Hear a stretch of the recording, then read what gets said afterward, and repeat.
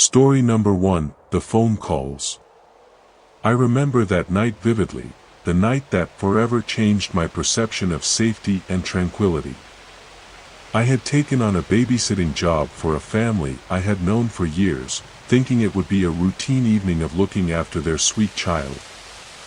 Little did I know that I was about to be thrust into a terrifying ordeal that would test my sanity and leave me questioning the very nature of fear. It started innocently enough. The child, peacefully sleeping in their room, and I settled down on the couch, ready to pass the time until the parents returned. But as the hours wore on, a sense of unease began to creep over me. The phone on the coffee table suddenly rang, jolting me from my drowsy state. Hesitantly, I answered the call, expecting it to be the parents checking in. But instead, I was met with an eerie silence on the other end. It was as if someone was there, listening intently, but refusing to speak. A chill ran down my spine, and a knot formed in the pit of my stomach. As the night progressed, the phone calls became more frequent and increasingly disturbing. The caller's voice, distorted and barely audible, whispered menacing words that sent shivers down my spine. They spoke of dark secrets, of watching my every move, and of unspeakable acts they claimed to be capable of. Fear consumed me with each call, as I desperately tried to make sense of who could be tormenting me in such a sadistic manner. Was it a prankster playing a sick joke? Or was it someone far more sinister, lurking in the shadows, observing my every move? The calls were relentless, coming in quick succession, leaving me in a constant state of anxiety. The child's peaceful sleep was shattered by my trembling hands and frayed nerves. Every ring of the phone became a dreaded moment, filling me with dread and uncertainty about who was on the other end of the line. With each disturbing call, my mind raced with a flurry of questions. Was this person watching me from afar? Were they nearby, just waiting for the perfect moment to strike? The unknown presence on the other end of the line held the power to instill paralyzing fear within me. I mustered the courage to contact the authorities, hoping they could trace the calls and bring an end to this torment. But as the night dragged on, the phone calls persisted, growing more chilling and threatening with every word spoken. It seemed as though the caller was toying with my emotions, relishing in my fear and helplessness. The night felt like an eternity, each passing moment infused with a sense of impending doom. When the parents finally returned, they found me shaken, tears streaming down my face, and the child clinging to me, sensing the terror that had engulfed us both. To this day, the memory of those unsettling phone calls haunts me. The experience forever altered my sense of security and trust. I am left with the lingering question of who was behind those disturbing calls, a question that may never be answered. But one thing is certain, that night, I glimpsed into the abyss of darkness and felt the suffocating grip of fear, leaving an indelible mark on my soul. Story number 2, The Creepy Neighbor. As I sat on the couch, watching over the children I was babysitting, a feeling of unease settled in the pit of my stomach. It all began with the neighbor next door. For privacy reasons, let's call him Mr. T. He lived alone in the old house with the cracked windows and overgrown garden. There was something about him that just didn't sit right with me. Whenever I glanced out the window, I would often catch Mr. T staring back at me, his eyes piercing and filled with an unsettling intensity. It was as if he was always watching, his gaze following my every move. The hairs on the back of my neck would stand on end, and a shiver would run down my spine, leaving me with an unshakable feeling of dread. But it wasn't just his constant surveillance that troubled me. Strange incidents began to occur whenever Mr. T was around. The children would become restless and agitated, as if sensing something off about him. Their usually cheerful demeanor would shift, and they would become quiet and withdrawn, as if afraid of something they couldn't express. One evening, As I was putting the kids to bed, I heard a faint tapping on the window. I cautiously approached and saw Mr. T standing outside, his face pressed against the glass, a twisted smile etched on his lips. Panic washed over me, and I quickly drew the curtains, trying to shield the children from his disturbing presence. The unsettling incidents continued to escalate.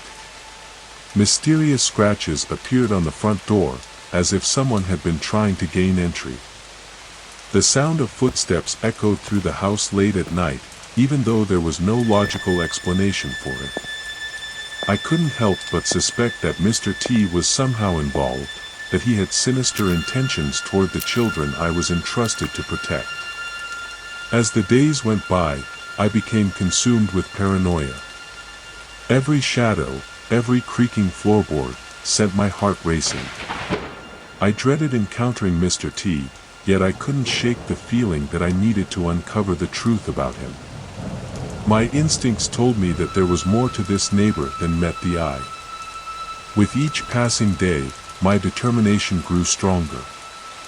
I vowed to find out what secrets Mr. T was hiding and to ensure the safety of the children.